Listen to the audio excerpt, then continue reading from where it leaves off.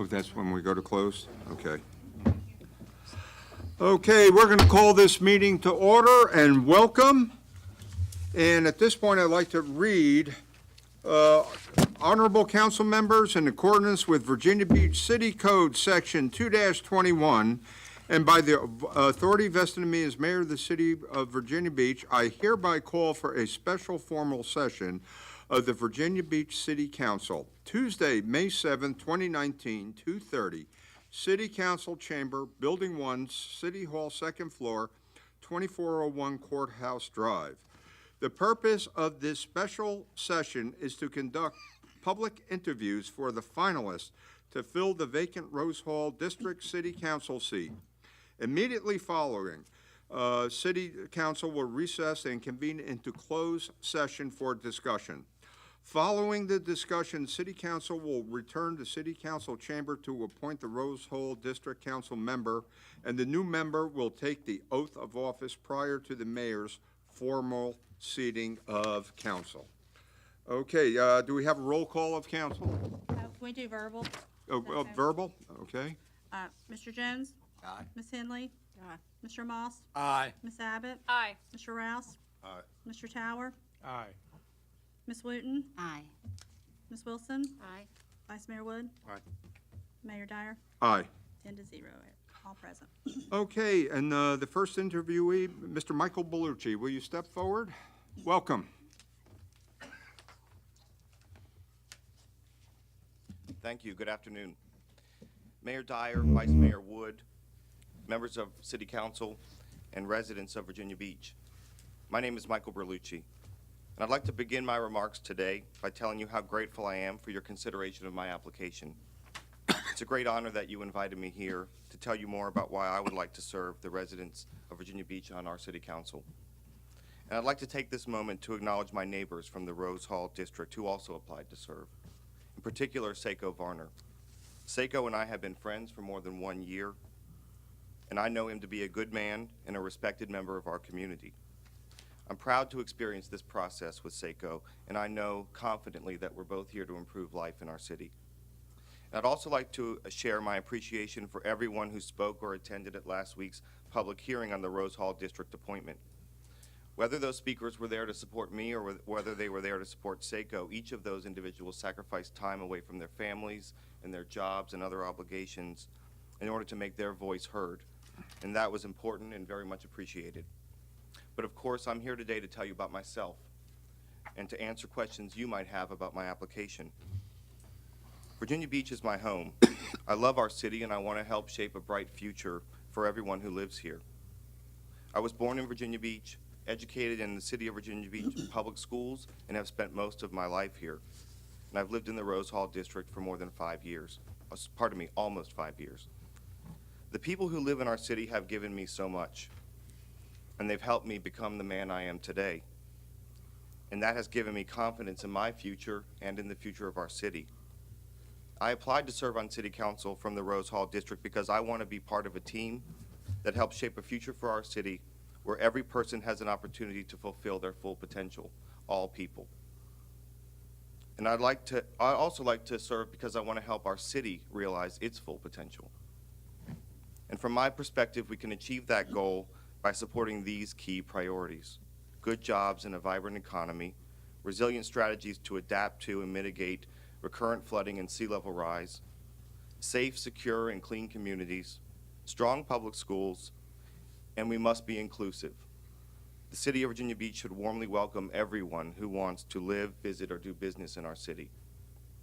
And if I'm afforded the opportunity to serve on City Council, I would work diligently to support these priorities. At work, I'm the manager of community engagement at the Chrysler Museum of Art, where I've been employed for the last 8 years. At the Chrysler, we bring art and people together.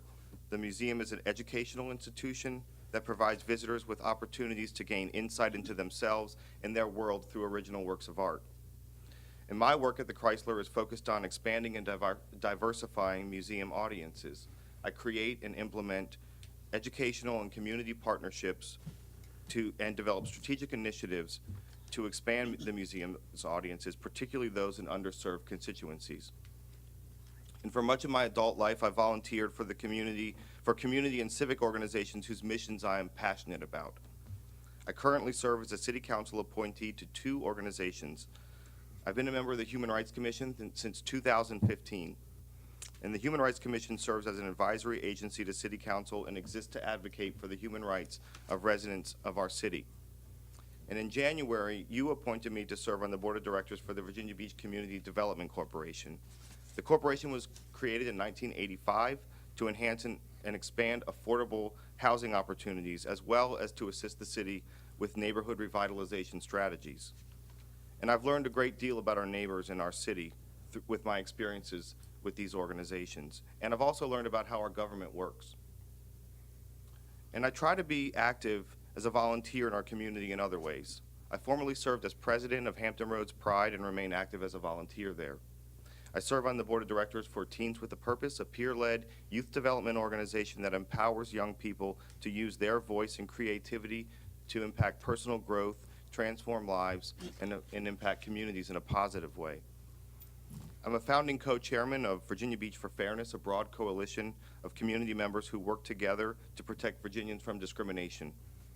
And I'm a founding member of the Hampton Roads LGBT Public Safety Consortium, an alliance of public safety professionals who are committed to supporting safe and equitable cities all throughout Hampton Roads. I'm a member of the Princess Anne County Confederate Statue Roundtable, and I support the emerging African American Cultural Center of Virginia Beach as a volunteer for digital engagement.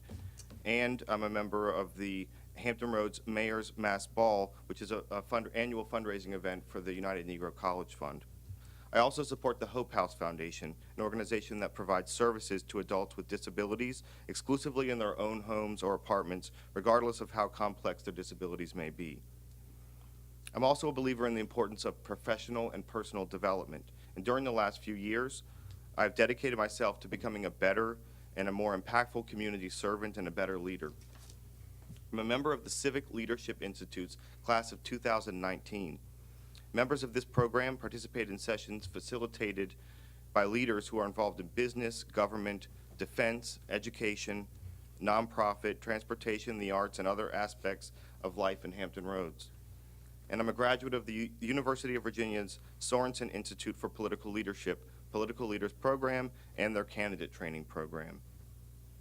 At the heart of every Sorensen program are 3 central themes: ethics in public service, the power of bipartisanship, and a concentrated study of public policy issues. The Sorensen Institute has established itself as a powerful and effective force for restoring public confidence in our political system. So I'm confident that my professional, civic, and volunteer experiences have helped me prepare to be of greater service to the residents of our city. I always strive to work collaboratively and to be a consensus builder. I'm comfortable bringing people from diverse backgrounds together in order to work toward a common goal, and in a way that is productive and respectful. And I do think these skills would translate well to service on City Council. So I hope my professional and volunteer experiences represent not only my belief that our community could be one where everyone can fulfill their full potential, but also that I've taken action to actually help achieve that goal. And these experiences have taught me so much about our neighbors and the challenges and the opportunities we face together. But I'd also like to talk to you about what I've done specifically to prepare for this opportunity to serve from the Rose Hall District since the vacancy was announced at the end of March. I met with many Virginia Beach residents, business owners, community leaders, and stakeholders to learn more about what issues are important to them and how those issues relate to the formulation of our city budget. I attended in person every budget workshop and informal session, and I attended both public hearings on the city budget, and I listened very, very carefully to the feedback offered there from our residents. I met with senior members of city staff to better understand the mechanics of the budget and the viewpoints they used to create the proposal. And I also spoke with as many members from this city council as I could to understand their perspectives and public policy priorities. So it's my hope that all of this conveys to you that not only am I prepared to serve, on the basis of my qualifications and experiences in our city, but that I have taken action to prepare for this opportunity to serve right now. And finally, I'd like to tell you what I would like to commit to do if I have the honor of being appointed to this position. I would listen to residents carefully. And I know that I have a lot to learn. I would have a lot to learn. And I would work hard to understand each issue I would be asked to consider, and I would seek additional information if I needed it. I would contribute to the work of City Council as an engaged participant and arrive to meetings on time and prepared. And I would always strive to conduct myself in a way that is respectful and civil. And I would take the position of a member of City Council very seriously and conduct myself with the integrity and honor the position requires. And finally, and very plainly, I just would do the very best I could to serve the residents of the city. I put everything I had into it, everything I possibly could. So I want to thank you for your time and your careful consideration of my application, and I do look forward to answering any questions you may have for me. Okay, questions, anyone? I have a couple. Jess and then John. I have two. The first one, of course, is about public safety and pay compression, and I know you attended one of my town halls, which I appreciate you coming to. So I know you got some insight there. I'd like to know your perspective on it and your thoughts. And then additionally, you mentioned what you were going to commit to. Do you plan on hosting your own version of town halls or Facebook Live? Just curious what you anticipate doing public outreach-wise as well. Sure. Well, the first question is, of course, related to public safety and the pay compression issues there. And I'd just like to state very unequivocally that I support men and women who put their lives on the line to keep our city safe and secure. I understand, I've tried everything I possibly could to understand the complex issues that are related to the pay compression, and they are complex issues, and but I do feel that I have a general understanding of the issue, and I also understand that it's likely that the issue may be fixed this year without tax increases. And so I certainly would love the opportunity to support that. Thank you. John? Oh, Have you- well, the second question. Oh, Oh, sorry. pardon me. That's pardon me. okay. So the second question is related to public engagement. I did have a chance to attend a couple town halls held by members of City Council, including yours. And if afforded the opportunity to serve on City Council, I certainly would like to have one or more town halls in the very near future. And I would like to engage in other ways to receive feedback from citizens. I mean, I should tell you that my professional life is related to public engagement, and I do feel confident in my abilities and that they would translate well if offered the chance to be of service there. And I look forward to developing those strategies if appointed. Thank you. John? Have you read the city charter? No, not recently in completion.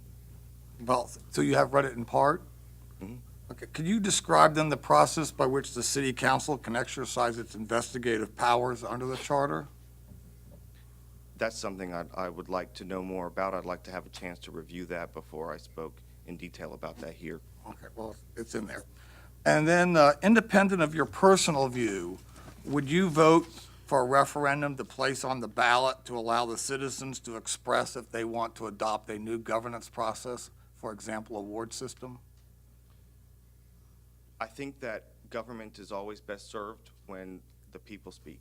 And so I would certainly, that's a complicated discussion, the ward system, but I think the matter of the people having their final say is always best. Well, let me that's a good answer, but it wasn't a declarative yes or no. My question is, would you vote to, independent of your personal view, to allow the public, who are the sovereign people of the government, to vote and express their view, independent of how informed they may or may not be? They own it. Well, I would say, Councilman, I'm inclined to be supportive of always letting the people have their view, but the issue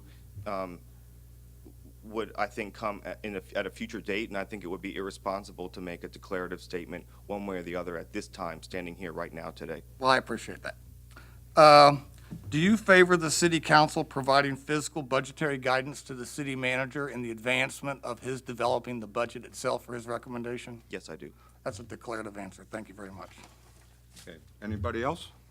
Barbara? I have a question for you that probably is not fair to ask anybody on the spot, but you have been coming to meetings and observing city council, and I appreciate that, and I'm sure you've been thinking about what you've been observing as you've been observing us.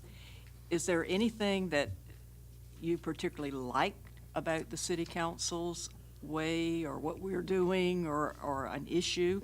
Or is there something that you saw that you said, that really needs to be done in a different way, that you would think that you would have some advice for us? Well, I appreciate that question, and I have been observing very carefully. I've been at every meeting, certainly for the last month, and I've been an observer for a long time before that.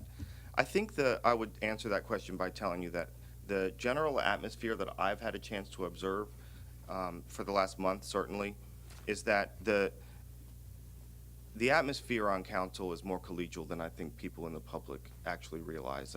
The debate is respectful, it's thoughtful, and it's very interesting to hear. But one thing that I would say is that it sometimes feels like sometimes appears to me, rather, that the discussion is very focused and driven by the presentations that are there, that are provided by staff. And I certainly would love to participate in a more strategic, more thoughtful discussion of the broadest issues that our city faces. Now, in my narrow scope, I realize that may have happened at other moments in a different context. But in my very careful observation, I've seen more specific discussions than broad discussions about the big priorities for our city. Hey, Aaron? Oh, I'm sorry. Ms. Henley, did you have No, anything no, else? I just- Aaron? First of all, thank you for stepping up and wanting to serve our community. I think it's always a good point when we have members who grew up here and want to come back and give back. So I have a simple question for you is, hearing your resume, so to speak, why do you want to serve? What drives Michael Berlucci to be involved with the Human Rights Commission, to public engagement, and to want to serve on city council? Yeah, thank you for that question. Ultimately, I do want to help this city become one where every single person can fulfill their potential. And that is, that's a point that's very personal to me, and it's important because when I grew up here, I wasn't sure that was true. And I know that experience has given me empathy for other people in our community who may feel that way. And the good news is, I believe that our city is one where people can fulfill their potential, and it certainly can be one where everyone does have that opportunity. But there is a little bit of work we have to do in order to achieve that. And I also don't like the concept that great, talented, wonderful people who are from here or live here have to go to other cities in order to find success. There's a lot of success that individuals can find right here in Virginia Beach. And I'd love to be part of a team that helps to create that environment or enhance it. Hope that answers your question. Thank you. Okay. Sabrina? I appreciate the fact that you took the time to talk with stakeholders and citizens of the Rose Hall District and find out their needs and priorities. So with doing that, what would be, in your opinion, one of the first things you would work on to let the citizens of Rose Hall know that, you're there to support and help them? Thank you that's a great question. Obviously, flooding is a principal concern to the residents of the Rose Hall District. And that's a very personal issue for me because I did live in the Rose Hall District. I lived in the neighborhood that was impacted by the flooding that occurred as a result of Hurricane Matthew. And very fortunately, the home where I lived did not experience flooding, but became very close. And many neighbors did experience devastating flooding, and their lives were disrupted as a result. So I've seen it firsthand, and I do understand that that's an issue that is of critical importance to the residents of Rose Hall, and it's a top priority for the City Council. So one of the first, so really if given the opportunity to serve, one of the very first things that I would do is take the opportunity to learn more about that issue and more about the specific projects that are happening within the Rose Hall District.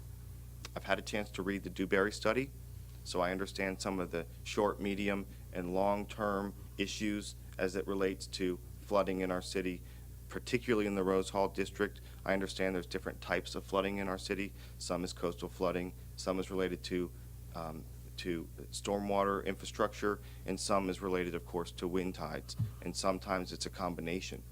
Often it's a combination, and the problems are compounded.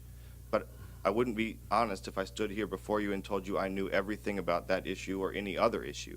So I think it would be of critical importance to anyone who's appointed to serve on City Council from the Rose Hall District to learn more about that issue from experts on city staff and from experts in the community. I've started that process, but I have a long way to go.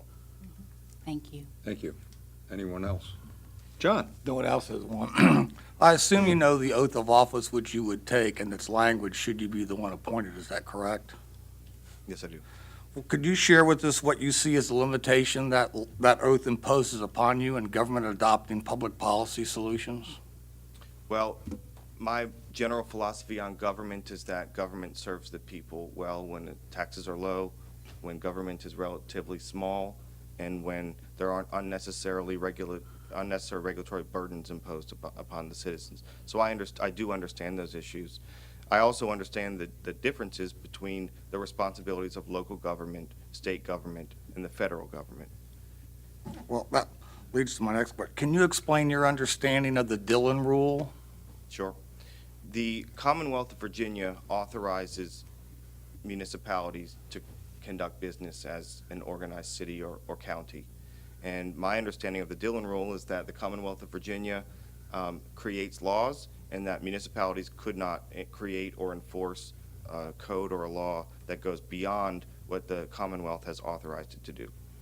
Getting back to our earlier question about the charter, do you think the charter represents a commitment between this body and the citizens it governs, and it represents a commitment? Yes, I do.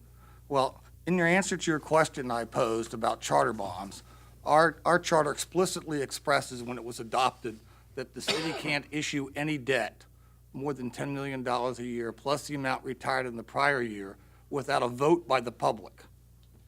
That's what it says.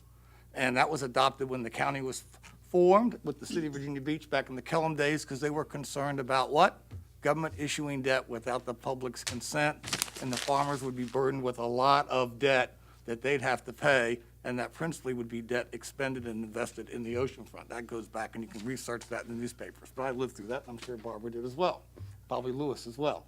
So I was curious when your answer said about the city issues a lot of debt through the Economic Development Authority, and not debt for economic projects. We issue debt for fire stations and schools and all sorts of normal things that you would not think you'd be using public facility bonds for, which circumvent the charter. And so I'm asking, you either believe the charter is really a commitment or it's not. So I'm just giving you the opportunity to qualify your answer here or defend your position, but I'm just trying to understand the two. Well, what I'd like to do, Councilman Moss, is defend the answer that I offered in my response on the questionnaire. What I said there is that I would rely on the opinion of the city attorney and on judicial review to determine if the city was operating outside of its charter.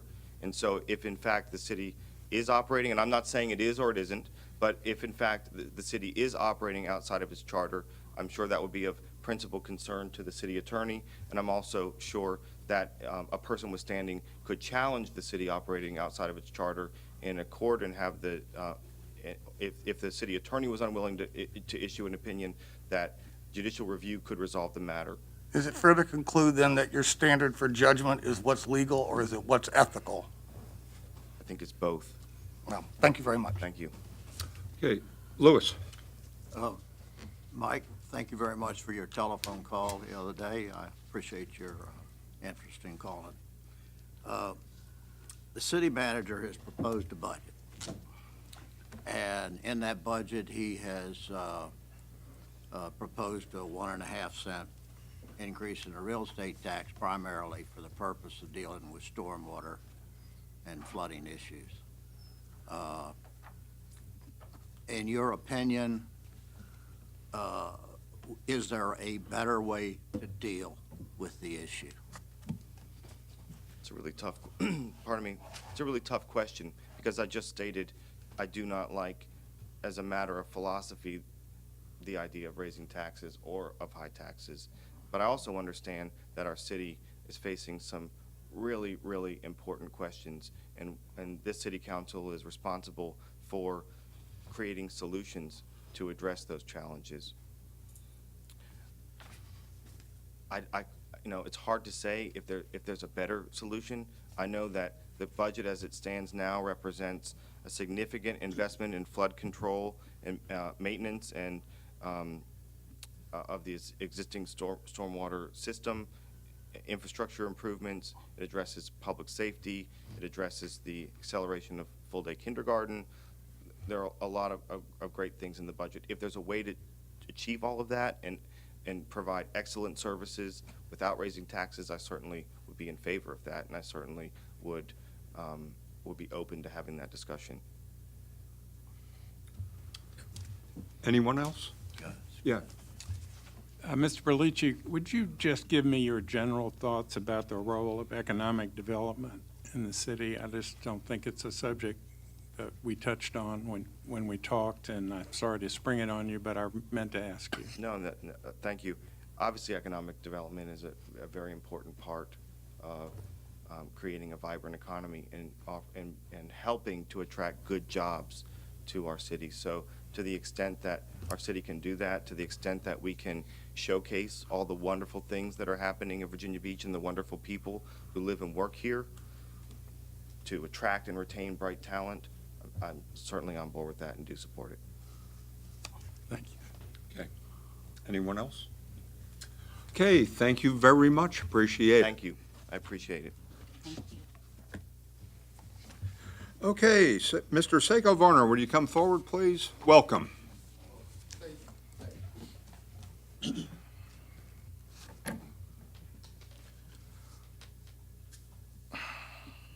So Honorable Mayor Dyer, Vice Mayor Wood, City Attorney Stiles, and City Council members, I'm honored to be in your presence, and I'm honored by this opportunity.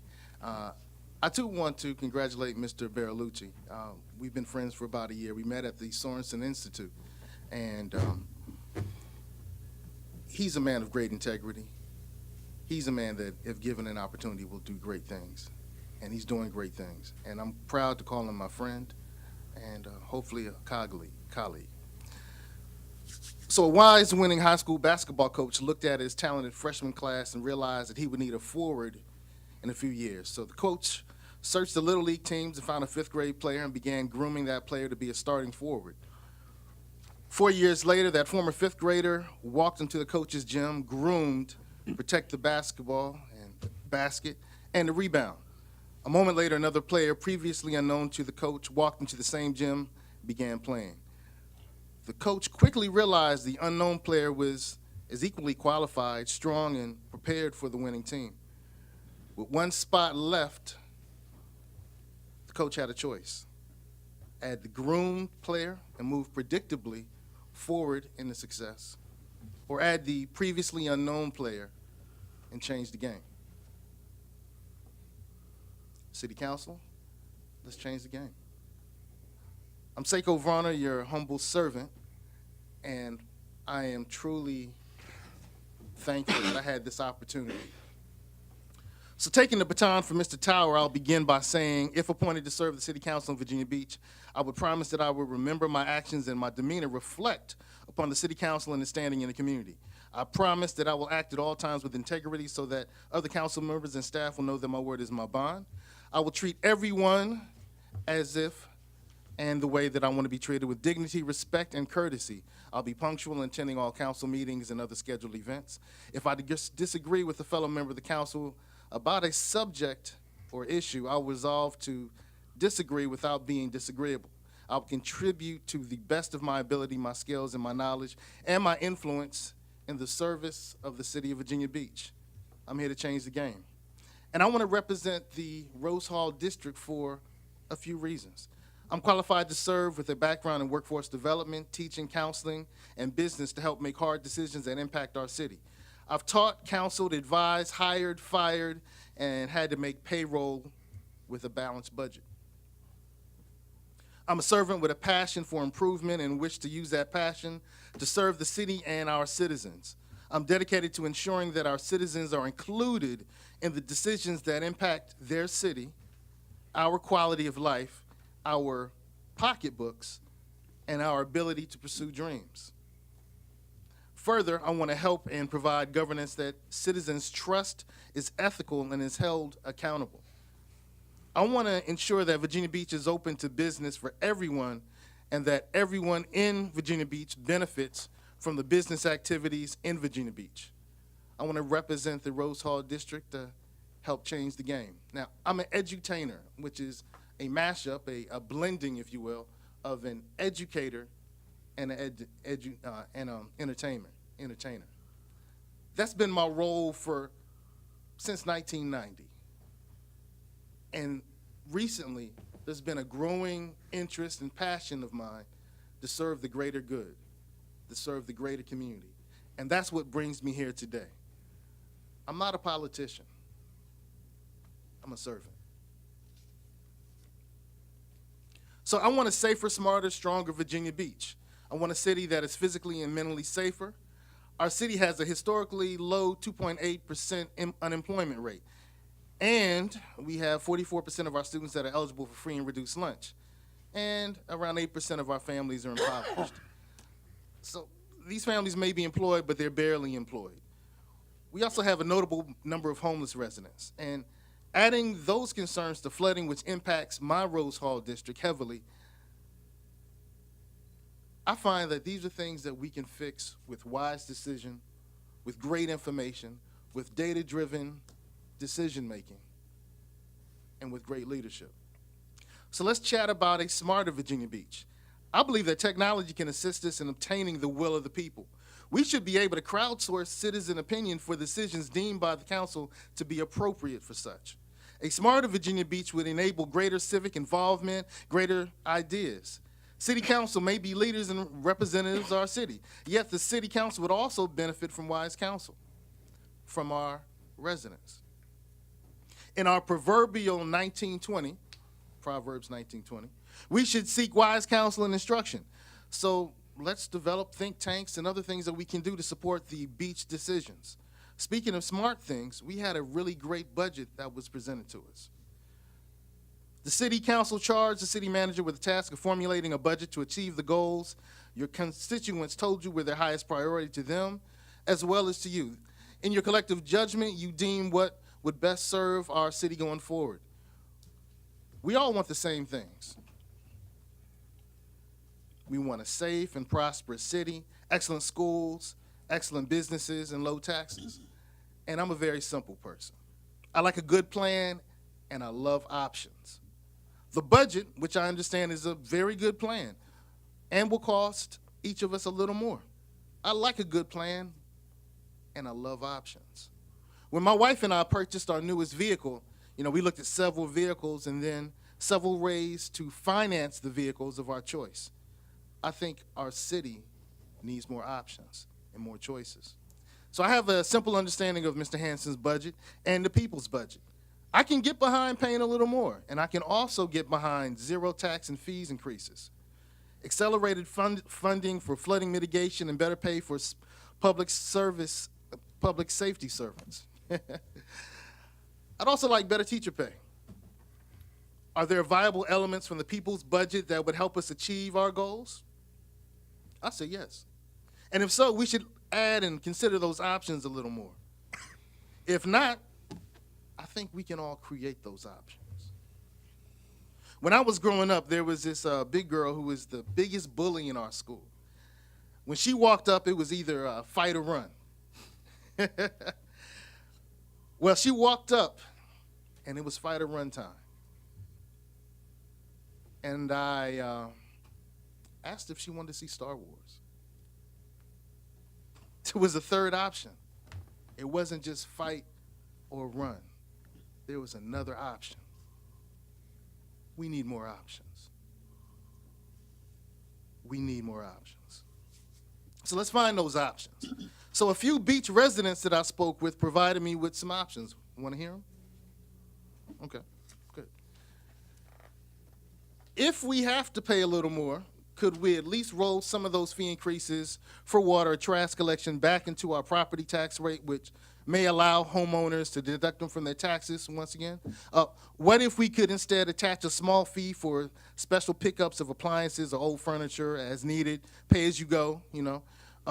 This would not only help the homeowners, who many struggle to offset some of the costs of these increases, but would also still help our city to fund the objectives we wish to achieve. And that would be a win-win.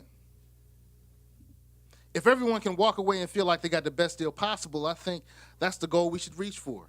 I believe that with each budget, we have a new opportunity to demonstrate good government, civic engagement, and fiscal responsibility.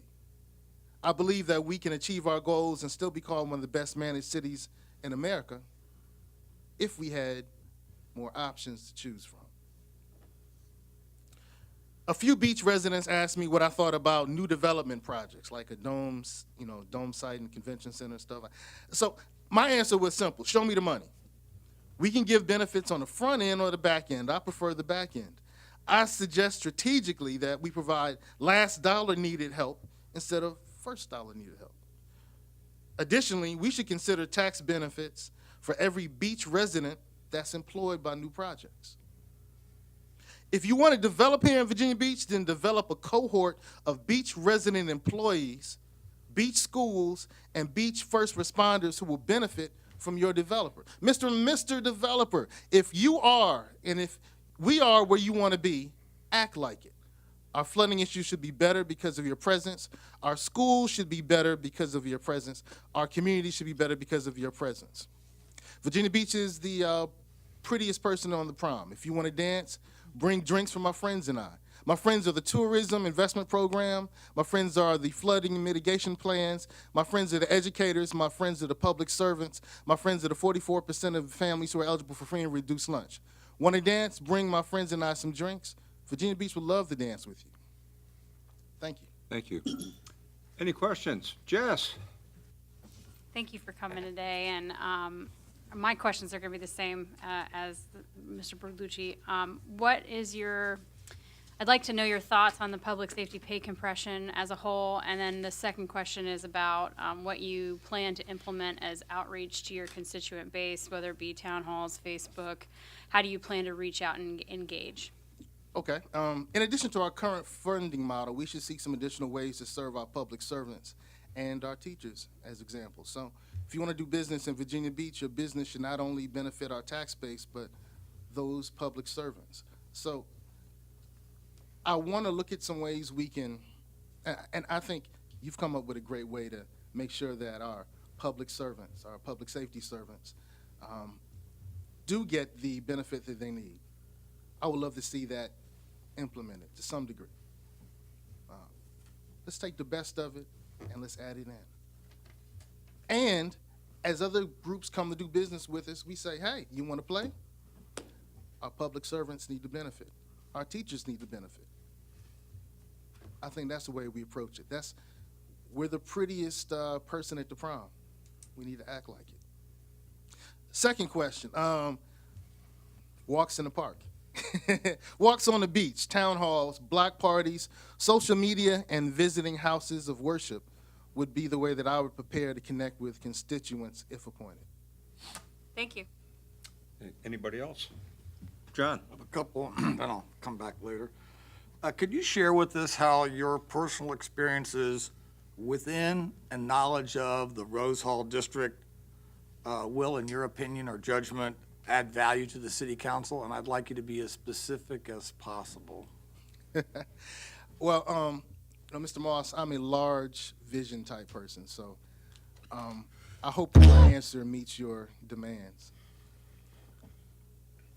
I came out of my house and I live in the Rose Hall District near Rose and Womble Building. We're kind of high up. Water flows down. On the street in front of me, South Plaza Trail was filled with water. Our houses, our properties were in really good shape. My neighbors weren't. And when I went back to work as the access advisor at Green Run High School, I was helping families do their FAFSAs, the free application for student financial aid. And I had 3 families that canceled on me because, as one parent shared with me, when I stepped out of my bed, I stepped into water. Their clothes were messed up. Their house was a wreck. They couldn't meet with me. They had to eat at McDonald's, and they hated McDonald's. They ate at McDonald's because that was a place where they can get something to eat because everything was a mess. So I met with them at McDonald's to help them complete that process so their child could go to college. I saw numerous residents, family members families and neighbors that I knew who had to pack everything up and leave. They had these big containers, and these big shipping containers in front of their houses, and they were just throwing everything away. And I kind of prayed that I would have an opportunity to help them. This might be it. I know I have the passion that I want to find solutions and find ways to support the mitigation of the flooding. And anybody who comes to the table with those ideas, I will champion those ideas. I'm not the strongest or the smartest person, so I don't know if I'll come up with them. But when I find a good idea, I can stand behind it. What I'll be able to bring to the council is I'll seek those good ideas. I'll crowd surf and source those great ideas. I'll find those great ideas so my neighbors and I won't have to go through that anymore. And I'd like to do it sooner than later. I hope that answers your question. Thank you very much. You referenced in your answer that you were a strategic thinker, or at least that's the concept so could you share with us, what do you think are the top 3 issues that should keep this city council up at night? Wow, top 3 issues. That kind of goes back to, I guess, in my response.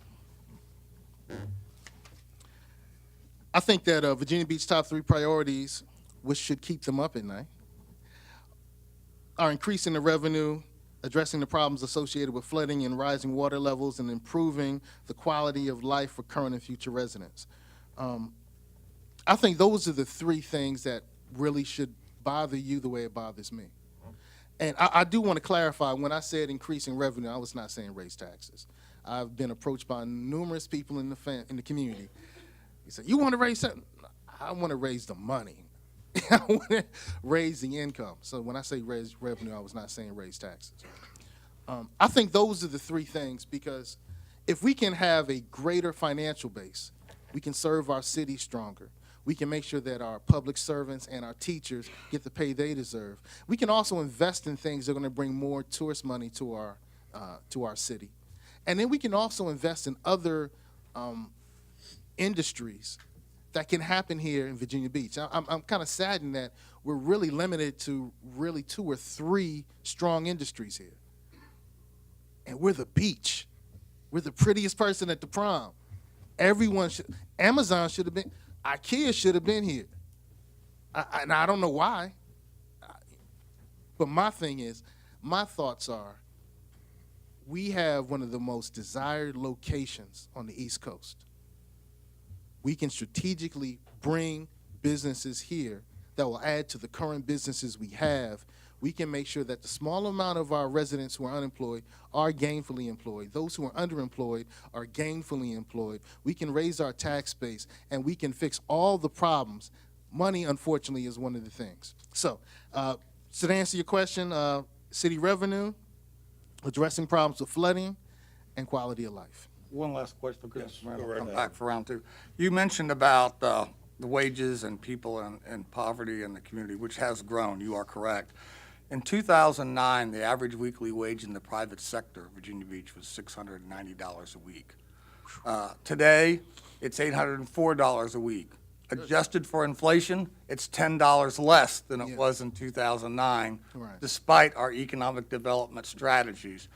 What do you attribute to the fact that despite our aggressive pick the winners and losers policy has resulted in going backwards versus forwards and real purchasing power for our families. Wow.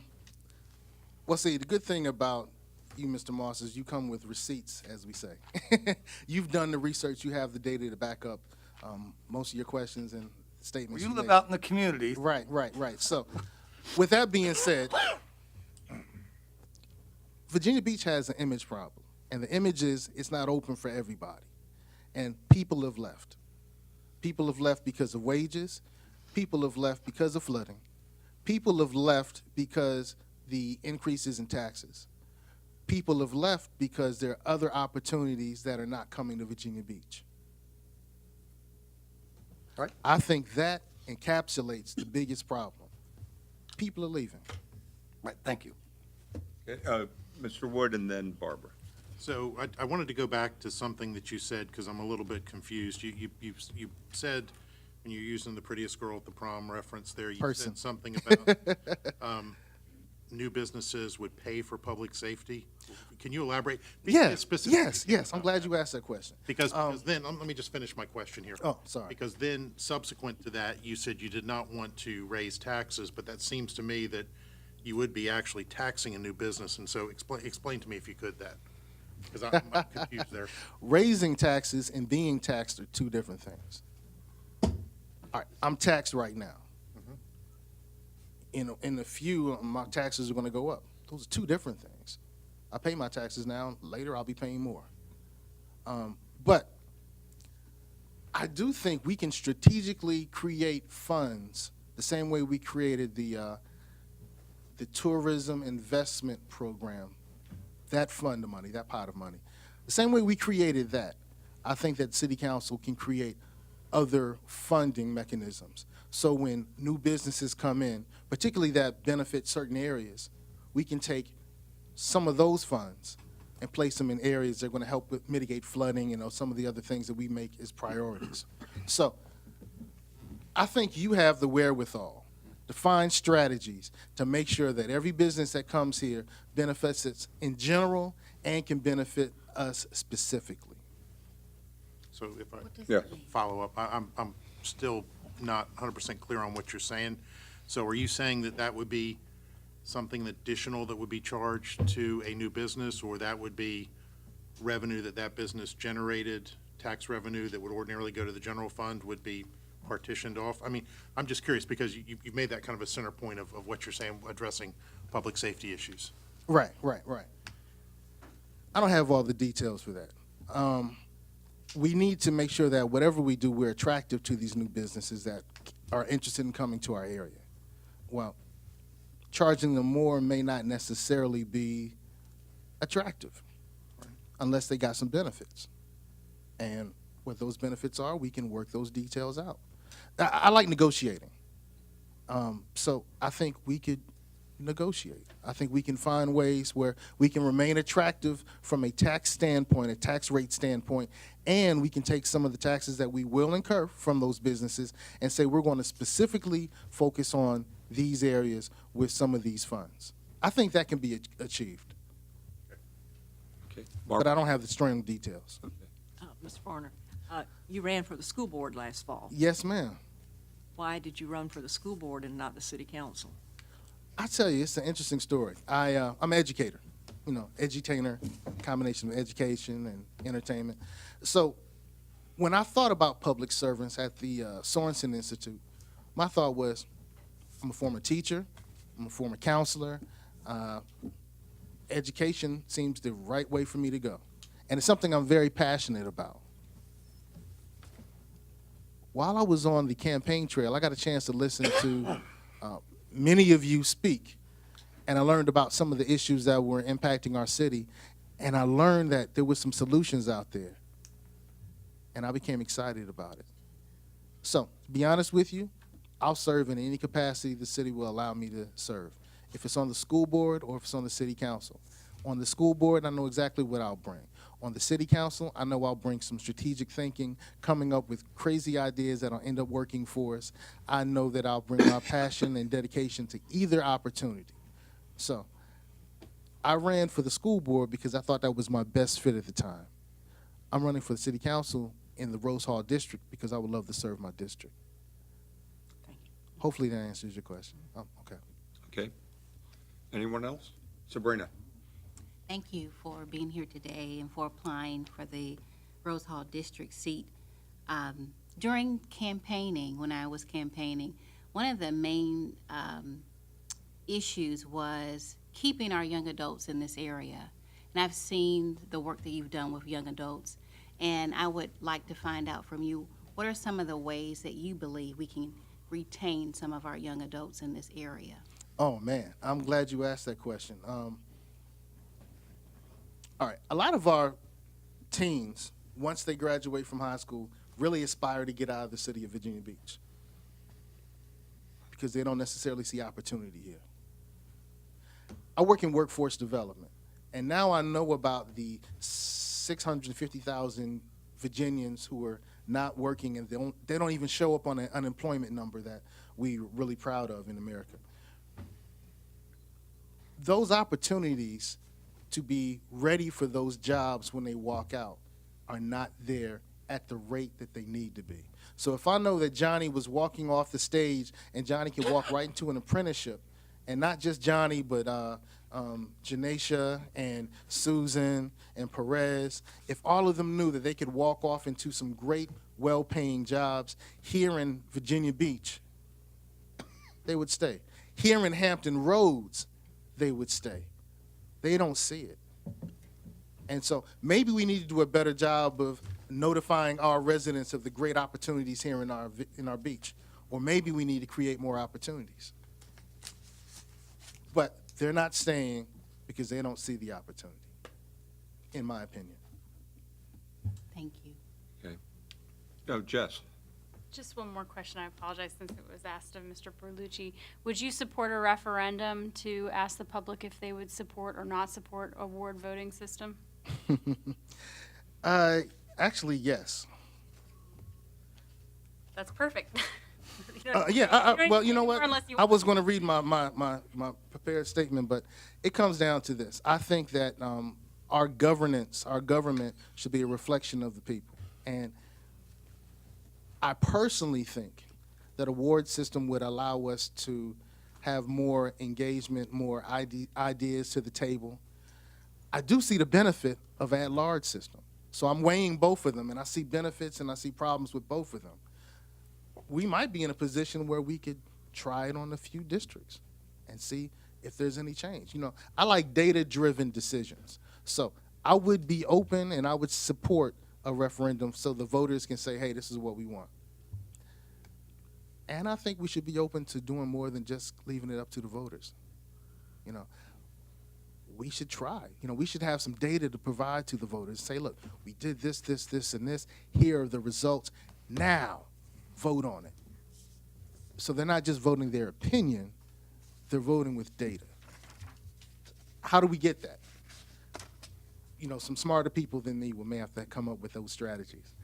But I would sit down with those smarter people. I'd probably buy them some drinks. But we need to bring those smarter people to the table so we can have some data to make decisions by.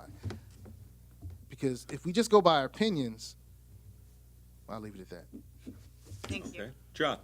This is a question I often ask of people I hire, is could you describe your first 60 days in office, and at the end of your performance period, which is election day, what do you see as the accomplishments you would like to be able to share with the voters should you decide to run for election to this position? Wow. You asked the best questions. Okay, so in the first 60 days, my job would be to gain as much data and information in terms of speaking with the residents, going to the meetings, diving through the documents, so I have a body of information. So when I go back to the, when I come back to our meetings and I come back to the residents, I have information to share with them. And so we can start diving through and making some decisions on what would be the best course of action. So the first 60 days would be focusing on gathering as much information, data, and anecdotal information as possible so that we can make our best decisions moving forward. So on that end of that time period, you mentioned election day, I can say, hey, This is the data. These are the things we've come up with. This is direction I think we need to go based on this, based on what you said, based on what we found, based on what I've uncovered. Let's move in the right direction. And I can prove that this is the right direction because it's data-driven, because it's opinion-driven, because we have all this great information. So it's not my direction, it's our direction. And I think that would be my legacy. My legacy would be that I would be the our person. Our, O-U-R. I'd be the person that would gather all our viewpoints, and we would end up with the right decision for us all. Thank you. Okay, anyone else? I'd like a clarification. Sure. Ms. Abbott asked you the question about the ward system, and her first question was, were you in favor of the ward system? And your answer was yes. And then the next question was, how would you bring it about now? And then you said, well, you support a referendum. Now, which way is it? Would you, if the question were put to you where you had to vote between just voting for or against the ward system, or whether you had to vote for a referendum on the ward system, which way would you go? Vote. The vote? So you would vote for it outright, in other words? Oh, I'm sorry. I would want the referendum where the voters get a chance to say. So you- That's what I want. the I want the will of the people. Yes, I would rather go with making sure that our residents help determine what would be our best course of action. Now, the problem that I see with the instance you just described is it only gives two options. And I love options. And I think we can find some other ways to make sure we have enough information, and we've tried some different things before we get to that point. Now, I'm pie in the sky. I realize that. I'm really pie in the sky. I'm kind of aspirational, very aspirational. But I think that that's the type of leader and the leadership that our city could benefit from. Am I interpreting your answer to mean that you would prefer a referendum and let the public decide? That would be my preference, but I would really hope that we could work to find ways that we can gain some information before we move to that point. And that's the part that disappoints me about a lot of our decisions, is it's either this or that, and not necessarily enough gathering of information or opinions. That disturbs me. Okay, anyone else? I thank you very much, sir. Appreciate it. Okay, at this point, the chair will entertain a motion to recess into closed session pursuant to the exemptions of open meetings allowed by Section 2.2-3711A, Code of Virginia, as amended for the following purposes. Discussion, personnel matters, discussion, consideration, or interviews of prospective candidates for employment, assignment, appointment, promotion, performance, demotion, salaries, disciplining, or resignation of specific public officers, appointees, or employees of any public body pursuant to Section 2.2-37A1, particularly interim appointment, Rose Hall District, City Council vacancy. Do I have a motion? So moved. Second. Okay, vote's open.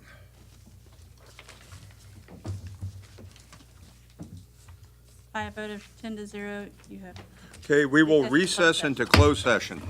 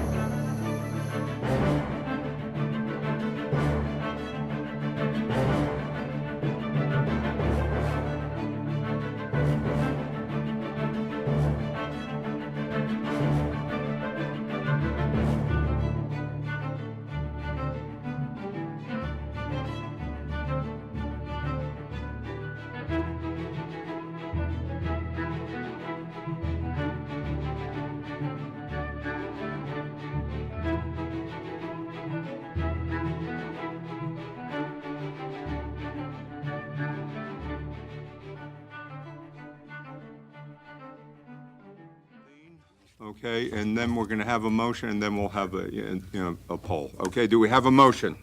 I'd like to move that, I'd like to nominate Michael Bellucci. Okay, we have a nomination? Hold on. I'm Okay. sorry. We need to certify the closed session. Oh, okay, prior to- my apologies. I Okay. apologize. I need a motion to certify the closed session of May 7th, 2017. Move. Second. Okay. Vote's open. Mr. Tower, may I have your vote, please? Sorry. Thank you. By a vote of 10 to 0, you certify the closed session to be in accordance with the motion to recess. Thank you. Sorry. Okay. I'd like to nominate Michael Bellucci. Okay, are there any other? Yes, I'd like to nominate Seiko Varner. Okay. All right, at this point, I think if we go one by one and take a poll? The policy and practice that you had in the past is that you vote on both nominees, you vote on them in the order in which they were nominated, and even if the first person gets a majority, you still conduct the vote on the second, and the person with the highest votes wins, and if there's a tie, you do it over and over again until there isn't a tie anymore. Okay. All right, okay. So we vote on Berlucci Do first. we want to take verbal votes, or That is how we've done it in the past. that's how we've done it in the past, is verbal votes, not by vote board? Okay, sorry, I wasn't prepared for that. Okay. Mr. Tower, this is for the appointment of Mr. Berlucci. Aye. Ms. Wooten, Aye. Ms. Wilson, Aye. Vice Mayor Wood, Aye. Mayor Dyer, Aye. Mr. Jones, Aye. Ms. Henley, Aye. Mr. Moss, Nay. Ms. Abbott, Aye. Mr. Rouse, Aye. 9-1 for the appointment of Mr. Berlucci. Well, Okay. she didn't take a second vote. I didn't get a cast an affirmative vote. Well, No. you, So that's, I was going to Okay. do the second one. I just wanted to read the number, sorry. So this next vote will be for Mr. Varner, Okay. Mr. Tower, Nay. Ms. Wooten, Nay. Ms. Wilson, Nay. Mr. Wood, Vice Mayor Wood, Nay. Mayor Dyer, Nay. Mr. Jones, Nay. Ms. Henley, Nay. Mr. Moss, Aye. Ms. Abbott, Nay. Mr. Rouse, Nay. 1-9 for the appointment of Mr. Varner. Okay, thank you. Mr. Berlucci, will you come forward, please?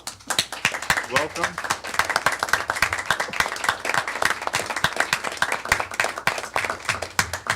And we are pleased to have Tina Sinnen here to administrate the oath.